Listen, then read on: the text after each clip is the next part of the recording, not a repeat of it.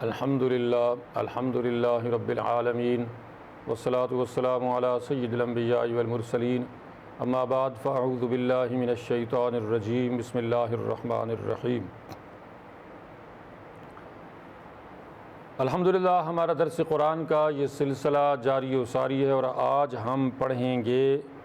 سورۃ النساء کی آیت نمبر 162 سے آنورڈ۔ ارشاد باری تعالیٰ ہے لیکن الراسخون فی العلم منہم والمؤمنون یؤمنون بما انزل الیک وما انزل من قبلک والمقیمین الصلاة والمؤتون الزکاة والمؤمنون باللہ والیوم الآخر اولئک سنؤتیہم اجرا عظیما۔ ارشاد باری تعالیٰ ہے لیکن جو علم میں راسخ ہیں ان میں سے، اور جو مومن ہیں، جو ایمان رکھتے ہیں اس پر جو اے رسول صلی اللہ علیہ وسلم آپ پر نازل ہوا ہے یہ قرآن، اور وما انزل من قبلک، اور جو آپ سے پہلے نازل ہوا ہے جو کچھ بھی تورات زبور انجیل، ان سب پر بھی ایمان رکھتے ہیں۔ والمقیمین الصلاۃ، اور قائم کرتے ہیں صلاۃ نماز۔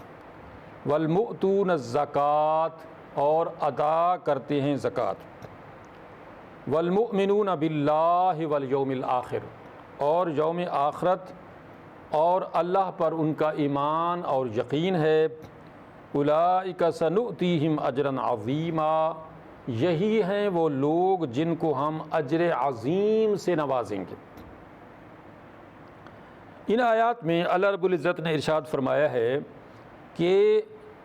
چونکہ اس سے پیچھے یہ بات چل رہی تھی یہود و نصارہ کے بارے میں کہ انہوں نے حضرت عیسیٰ علیہ السلام کے بارے میں جو رویہ اختیار کیا وہ دونوں کا غلط ہے، یعنی عیسائیوں کا بھی اور یہودیوں کا بھی۔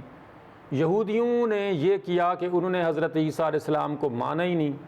اور ان کو سولی چڑھانے کی کوشش کی، جبکہ عیسائیوں نے یہ کیا کہ انہوں نے حضرت عیسیٰ علیہ السلام کو مانا بھی تو غلط طریقے سے مانا، کہ انہوں نے حضرت عیسیٰ علیہ السلام کو خدا کا بیٹا بنا دیا، اور یہیں تک نہیں بلکہ ان کو خدا بھی بنا دیا، اور پھر یہ کہ حضرت مریم کو بھی خدا بنا دیا۔ اس طرح سے تثلیث کا ایک عقیدہ انہوں نے گھڑ لیا اپنی طرف سے، جس کا اسلام سے، عیسیٰ علیہ السلام سے کوئی تعلق نہیں ہے، یعنی عیسیٰ علیہ السلام نے ایسا کچھ بھی نہیں کہا ہے۔ تو اللہ رب العزت نے ارشاد فرمایا اس آیت مقدسہ 162 نمبر میں کہ دیکھو حضرت عیسیٰ علیہ السلام پر جو لوگ ایمان لانے والے ہیں نا، جو علم میں راسخ ہیں، جو سچے سچے لوگ ہیں، جو حق کی تلاش میں ہیں اس زمانے میں، آج کے زمانے میں، قیامت تک وہ اس تلاش میں ہیں کہ سچ کیا ہے، وہ بائبل سے ہوتے ہوئے قرآن تک پہنچتے ہیں اور یوں وہ اس سچائی کو پا لیتے ہیں جو حضرت عیسیٰ علیہ السلام بھی لائے تھے، موسیٰ علیہ السلام بھی لائے تھے، ابراہیم علیہ السلام بھی لائے تھے، گویا حضرت آدم علیہ السلام سے چلی آ رہی تھی، اور جس کی تکمیل محمد مصطفیٰ خاتم النبیین صلی اللہ علیہ وسلم پر ہوئی۔ تو اب معاملہ یہ ہوا کہ ان لوگوں نے، یعنی جو عیسائیوں کے اندر حق کے متلاشی تھے اور یہودیوں کے اندر بھی، انہوں نے اس حق کو پا لیا اور انہوں نے اس کو تسلیم کر لیا کہ جو کچھ قرآن میں کہا جا رہا ہے یا جو کچھ محمد صلی اللہ علیہ وسلم لے کے آئے ہیں یہ تو اصل میں تکمیل ہے اس دین کی جو گزشتہ انبیاء علیہم السلام لے کے آئے تھے، اور ان میں سے حضرت عیسیٰ علیہ السلام بھی۔ تو یہ راسخون فی العلم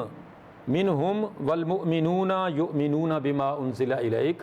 تو آج حق کے متلاشی اس حق کو جب پا لیتے ہیں تو اس پر بلا چون و چرا ایمان اور یقین لاتے ہیں۔ اللہ نے فرمایا انا اوحینا الیک کما اوحینا الی نوح والنبیین من بعدہ واوحینا الی ابراہیم واسماعیل واسحاق ویعقوب والاسباط وعیسیٰ وایوب ویونس وہارون وسلیمان وآتینا داؤد زبورا۔ اللہ نے فرمایا کہ یہ دین کوئی نیا دین نہیں ہے جو محمد صلی اللہ علیہ وسلم لے کے آئے ہیں، کہ تمہارے لیے کوئی اچنبے کی بات ہو، عجوبے کی بات ہو کہ محمد صلی اللہ علیہ وسلم کوئی نیا دین لے کے آ گئے۔ حالانکہ یہ تو اصل میں تکمیل ہے اس پورے نظام دین کی جو آدم علیہ السلام سے چلا آ رہا تھا۔ چنانچہ اللہ رب العزت نے اس کی تاریخی اہمیت لوگوں کے سامنے، قیامت تک آنے والے لوگوں کے سامنے رکھ دی ہے کہ ہم نے اے رسول محمد صلی اللہ علیہ وسلم آپ کی طرف بھی اسی طرح سے وحی فرمائی ہے جیسی ہم نے وحی نوح کی طرف کی تھی، اور اس کے بعد پھر پیغمبر آئے تھے بہت سارے، ان کی طرف بھی ایسی ہی وحی کی گئی تھی۔ وَأَوْحَيْنَا إِلَىٰ إِبْرَاهِيمَ وَإِسْمَاعِيلَ وَإِسْحَاقَ وَيَعْقُوبَ وَالْأَسْبَاطِ وَعِيسَىٰ وَأَيُّوبَ وَيُونُسَ وَهَارُونَ وَسُلَيْمَانَ وَدَاوُودَ زَبُورًا وَآتَيْنَا دَاوُودَ زَبُورًا۔ اب اتنے پیغمبروں کے نام اتنے مشہور ہیں کہ سارے لوگ ان کو جانتے ہیں، مسلمان، یہودی، عیسائی، سب لوگ ان کا نام لیتے ہیں اور مانتے ہیں کہ یہ اللہ کے سچے پیغمبر تھے، اور ان پر اترنے والی کتابوں کو بھی مانتے اور جانتے ہیں۔ تو اللہ نے فرمایا کہ جب تم اتنے پیغمبروں کو مانتے ہو اور ان کے نام جانتے ہو اور ان پہ ایمان لاتے ہو، تو یہ کوئی نئی بات ہے جو ابھی قرآن کی صورت میں محمد صلی اللہ علیہ وسلم کے اوپر جو ہم نے وحی کی ہے، یہ تو اسی طرح کی وحی ہے جیسی ان پیغمبروں کے اوپر کی گئی تھی، وہ نوح علیہ السلام ہوں، ابراہیم علیہ السلام ہوں، اسماعیل علیہ السلام ہوں، اسحاق، یعقوب، عیسیٰ، ایوب، یونس، ہارون، سلیمان، داود علیہ السلام، یہ سارے پیغمبر اسی طرح کی وحیاں لاتے رہے ہیں۔ مطلب یہ کہ یہی باتیں تھیں۔ وہ کیا کہتے رہے ہیں؟ وہ یہی کہتے رہے کہ اللہ کے سوا کوئی عبادت کے لائق نہیں، یعنی عربی میں لا الہ الا اللہ کہتے رہے۔ اور آج بھی جو لوگ یعنی صحیح دین پر ہیں وہ بھی یہی مانتے ہیں کہ اللہ کے سوا کوئی خدا نہیں ہے۔ تو یہی دین ان گزشتہ تمام انبیاء علیہ السلام کا تھا کہ لا الہ الا اللہ، اللہ کے سوا کوئی خدا نہیں ہے۔ عیسیٰ علیہ السلام بھی خدا نہیں ہیں، خدا کے بیٹے بھی نہیں ہیں، حضرت مریم بھی خدا نہیں ہیں، یہ سب لوگ اللہ کے بندے تھے۔ لہٰذا اللہ خدا صرف ایک خدا ہے، اس کے سوا کوئی خدا نہیں ہے۔ وَرُسُلًا قَدْ قَصَصْنَاهُمْ عَلَيْكَ مِنْ قَبْلُ وَرُسُلًا لَمْ نَقْصُصْهُمْ عَلَيْكَ۔ اب اللہ نے فرمایا کہ ہم نے تو جو رسول تمہیں بتائے ہیں وہ یہ رسول ہیں، اور یعنی کئیوں کے نام بتا دیے گئے، لیکن کچھ رسول وہ بھی ہیں جن کے نام تمہیں نہیں بتائے گئے۔ چنانچہ انبیاء علیہ السلام تو ہر زمانے میں ہر قوم کے اندر آتے رہے۔ چنانچہ ہم دیکھتے ہیں کہ انڈیا یا بر صغیر کا یہ بڑا علاقہ، یا یوں کہہ سکتے ہیں کہ ایشیا کا یہ بہت بڑا ایریا جس میں یہ بہت سارے ممالک ہیں، انڈونیشیا ہے، جاپان ہے، چائنا ہے، رشیا ہے، اور پاکستان، سری لنکا، اور اسی طرح سے بہت سارے ممالک ہیں، ایک بڑی آبادی ہے یہاں پہ۔ تو یہاں کیا اللہ نے کوئی نبی نہیں بھیجا ہوگا؟ یقیناً بھیجا ہوگا۔ یہی وجہ ہے کہ علماء، مورخین، مفسرین، محدثین یہ کہتے ہیں کہ ہم یہ نہیں کہہ سکتے کہ بدھا نبی تھا یا نہیں تھا، یا وہ رشی جو یہ کتابیں ویدا وغیرہ ہندوؤں کی جو کتابیں ہیں یہ لے کے آئے تھے، وہ رشی کیا رسول تھے، نبی تھے یا نہیں تھے؟ ہم نہیں کہہ سکتے، نہ انکار کر سکتے ہیں نہ اس بات کر سکتے ہیں، اس لیے کہ ہمیں نہیں پتہ۔ اور لیکن جب ان کتابوں کو کھنگالا گیا ہے، یعنی جو ویدا ہیں یا جو ہندوؤں کی مذہبی بڑی کتابیں ہیں، اصل ریئل کتابیں ہیں، جب ان کو پڑھا جاتا ہے تو ان کے اندر ہمیں توحید خالص ملتی ہے، یعنی اس میں ہمیں بالکل اسی طرح سے آیات ملتی ہیں جیسے ہماری آیات ہیں، قُلْ هُوَ اللَّهُ أَحَدٌ اللَّهُ الصَّمَدُ لَمْ يَلِدْ وَلَمْ يُولَدْ وَلَمْ يَكُنْ لَهُ كُفُوًا أَحَدٌ۔ اس سے ملتی جلتی آیات آج بھی ہندوؤں کی مذہبی کتابوں میں ہیں، جن کا مقصد یہ ہے کہ اللہ کے سوا کوئی خدا نہیں ہے، اس جیسا کوئی نہیں ہے، اس کے ماں باپ نہیں ہیں، اس کی اولاد نہیں ہے، وہ اکیلا ہے، وہ بے مثل ہے، وہ بے مثال ہے۔ اس طرح کی بے شمار آیات آج بھی ہندوؤں کی مذہبی کتابوں میں پائی جاتی ہیں۔ تو اس لیے بلکہ اتنا بھی نہیں، اتنا ہی صرف نہیں، بلکہ نبی مکرم حضرت محمد مصطفیٰ صلی اللہ علیہ وسلم کے بارے میں بھی ان کی مذہبی کتابوں میں آپ کا انٹروڈکشن درج ہے، حتیٰ کہ نبی کریم صلی اللہ علیہ وسلم کا نام نامی، اسم گرامی، آپ کے والد کا نام، آپ کی والدہ کا نام، آپ کی حالات زندگی، آپ کہاں پیدا ہوں گے، آپ کے ساتھ کیا واقعات حالات پیش آئیں گے، یہ سارا کچھ بھی درج ہے۔ اور یہی وجہ ہے کہ آج سے کئی سال پہلے ہندوؤں کے بہت بڑے اسکالرز جو ہے انہوں نے ایک کتاب لکھی، اس کتاب کا نام انہوں نے رکھا کل کی اوتار، یعنی آخری نبی، آخری نجات دہندہ، آخری رہنما۔ تو اس کے اندر انہوں نے نبی کریم صلی اللہ علیہ وسلم کے بارے میں لکھا ہے کہ ان کی کتابوں کے اندر جس رشی یا رسول کی آمد کا تذکرہ اور انٹروڈکشن موجود ہے، وہ ساری کی ساری باتیں اور انٹروڈکشن محمد صلی اللہ علیہ وسلم کے اوپر سچ ثابت ہوتا ہے۔ یعنی انہوں نے اس بات کو خود سے برملا مانا اور لکھا ہے کہ محمد صلی اللہ علیہ وسلم ہی وہ آخری رسول ہیں جن کا تذکرہ ان کی کتابوں میں چلا آ رہا ہے۔ تو اس سے یہ پتہ چلا کہ اللہ تعالیٰ نے جو فرمایا ہے نا کہ وَإِن مِّنْ أُمَّةٍ إِلَّا خَلَا فِيهَا نَذِيرٌ،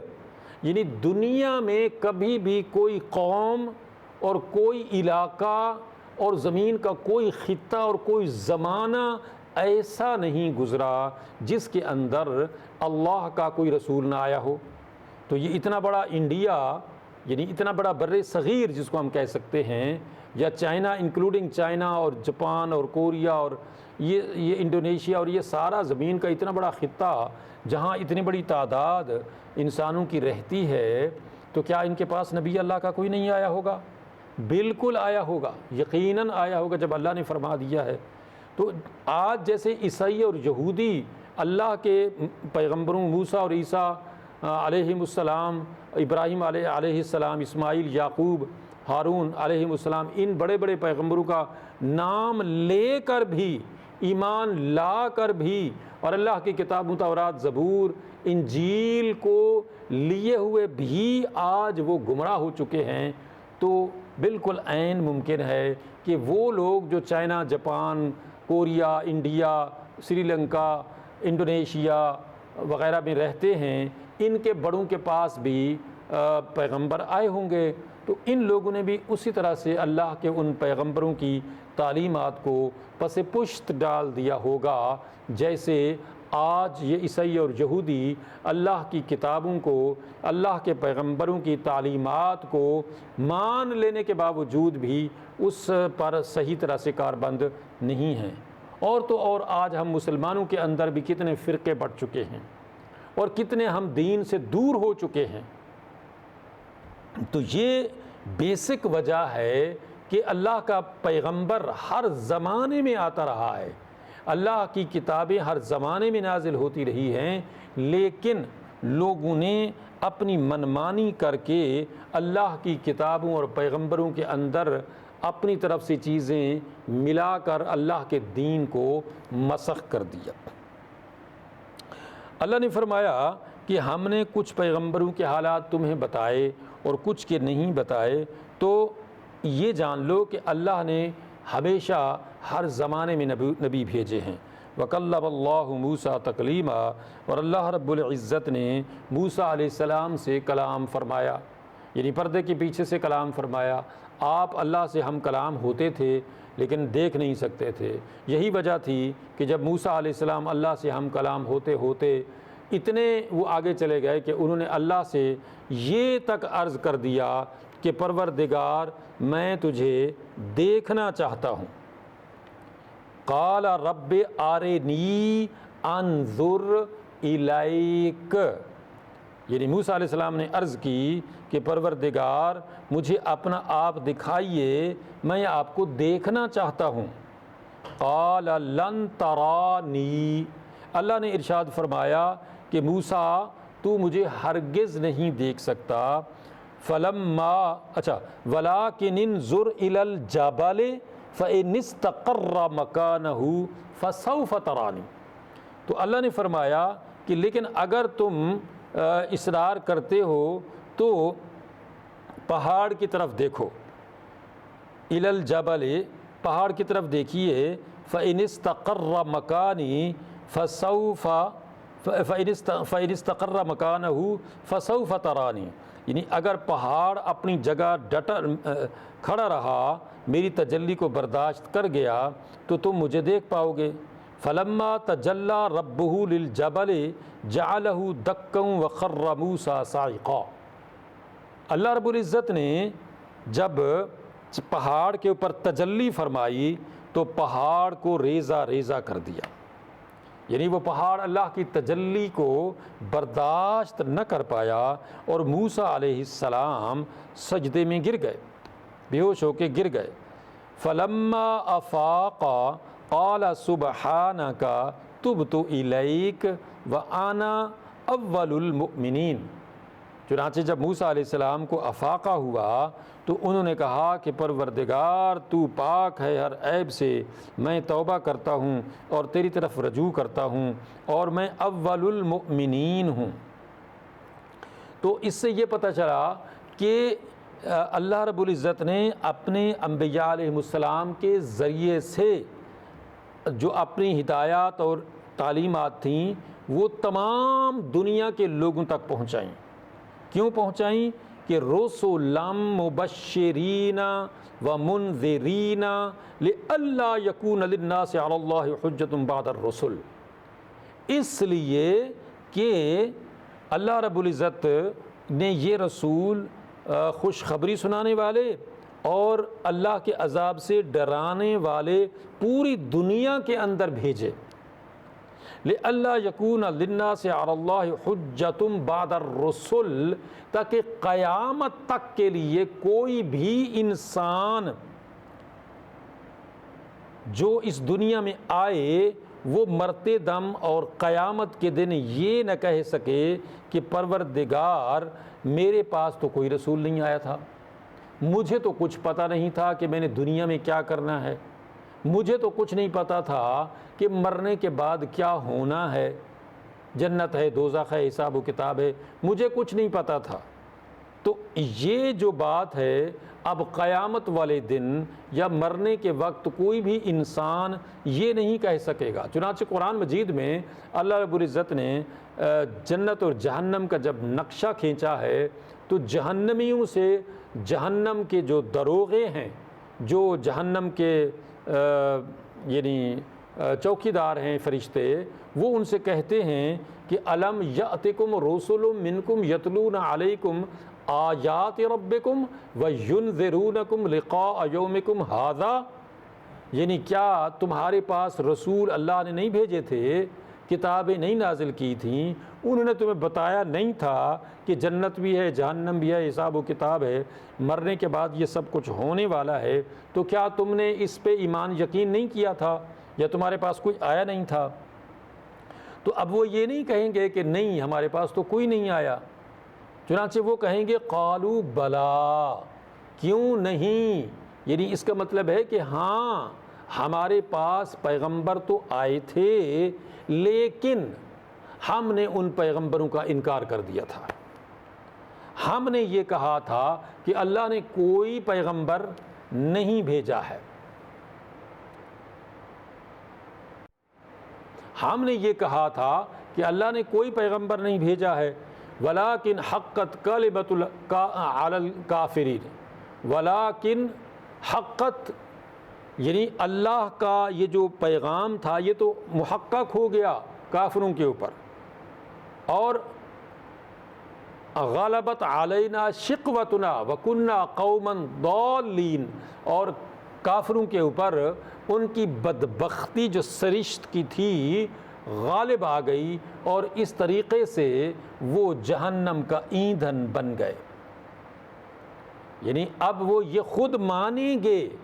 جہنمی کہ وہ کیوں جہنم میں جا رہے ہیں، تو وہ کسی کو بلیم نہیں کر سکیں گے بلکہ اپنی آپ کو بلیم کریں گے۔ یعنی ہمارے پاس تو اللہ کے پیغمبر آئے تھے، لیکن ہماری سرشت کی بدبختی ہم پر غالب آئی اور ہم نے ان کا انکار کر دیا، جس کی وجہ سے آج ہمیں جہنم میں جانا پڑ رہا ہے۔ لہٰذا یہ بات سب کے لیے ایک وارننگ ہے، مسلمان ہوں یا غیر مسلم ہوں، سب کے لیے وارننگ ہے کہ اپنے آپ کو تیار کر لو۔ قیامت کے دن، مرنے کے وقت، قبر کے اندر، حشر کے دن کوئی عذر نہیں قبول کیا جائے گا۔ یہ کوئی بھی نہیں کہہ سکے گا کہ جی میرے پاس تو اللہ کا پیغام نہیں آیا تھا، مجھے تو کچھ پتہ نہیں تھا، مجھے تو علم نہیں تھا۔ جیسا کہ ہمارے بہت سارے جاہل مسلمان،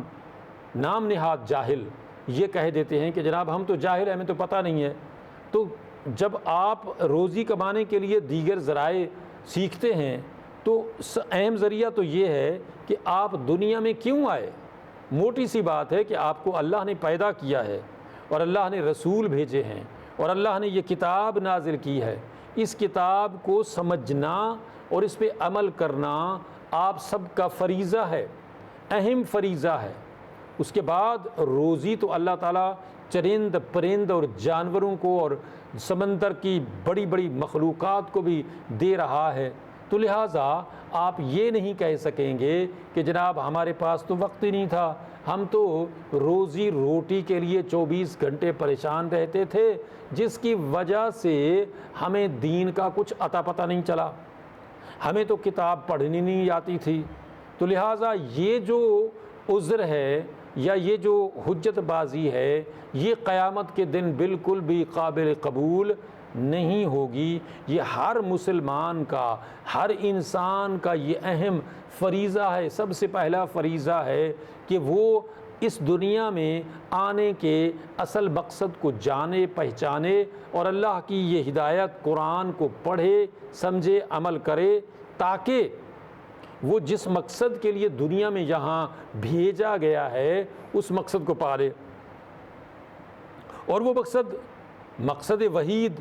جنت کو پانا ہے، جہنم سے بچنا ہے، قبر کے عذاب سے بچنا ہے۔ اور یہ اسی وقت ممکن ہے کہ جب بندہ اللہ کی اس کتاب کو سمجھے گا،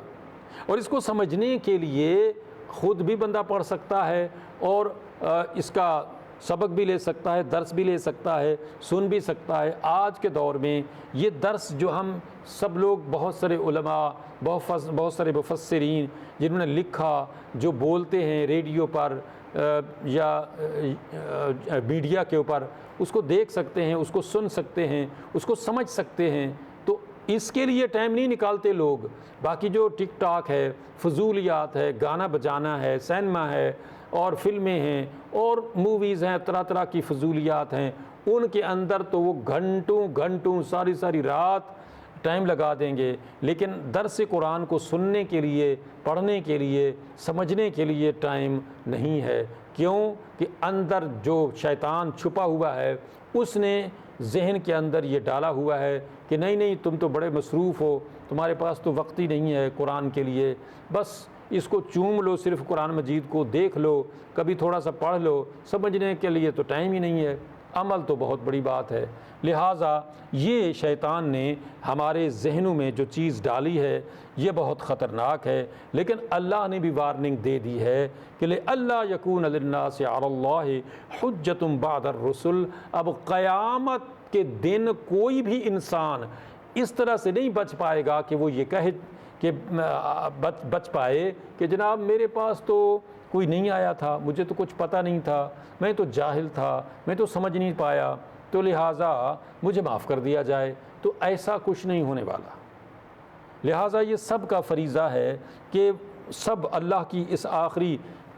کتاب ہدایت کو پڑھیں، سمجھیں، عمل کریں کہ اسی میں دنیا اور آخرت کی فوز و فلاح ہے۔ وَكَانَ اللَّهُ عَزِيزًا حَكِيمًا۔ یاد رکھو کہ اللہ رب العزت بڑا ہی زبردست اور دانا ہے۔ یعنی اللہ رب العزت نے وہ سارے تمہارے عذر کے دروازے بند کر دیے ہیں کہ تم یہ کہہ پاؤ کہ ہمیں معاف کر دیا جائے کیونکہ ہم تو